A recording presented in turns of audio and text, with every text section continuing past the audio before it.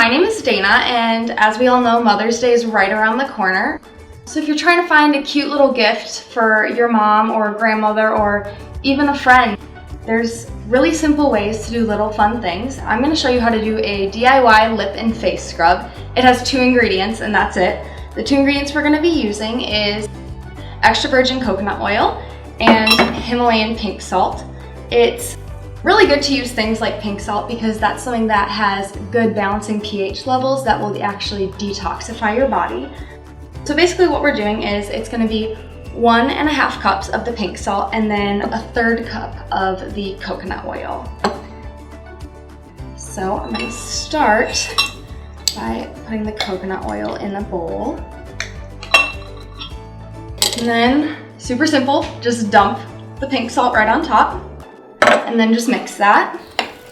There's a lot of actual benefits to pink salt, even more than just the detoxifying part. They have trace minerals in them, so that's something that actually will improve your hydration, which is something not many people know because salt, you would think it dehydrates, but it actually does the opposite. It can balance blood sugar. There's just a lot of really good aspects to it that not only when it comes to eating, but you can use it for things like face and lip scrubs, which is super cool.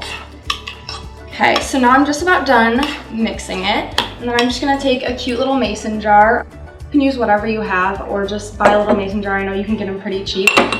I got these at Whole Foods and I'm sure they have things like that as well. I'm just gonna pour all of this scrub into the jar. Here's our DIY scrub. It's such a cute gift for mom, grandma, whoever on Mother's Day. It lets them know that you put a little bit more effort in than just buying something at the store, but we don't have to tell them we didn't put that much effort into it. Along with that, you can pick them up a super cute makeup eraser. They have normal no patterns, and they also do have cute patterns like this little lip pattern here.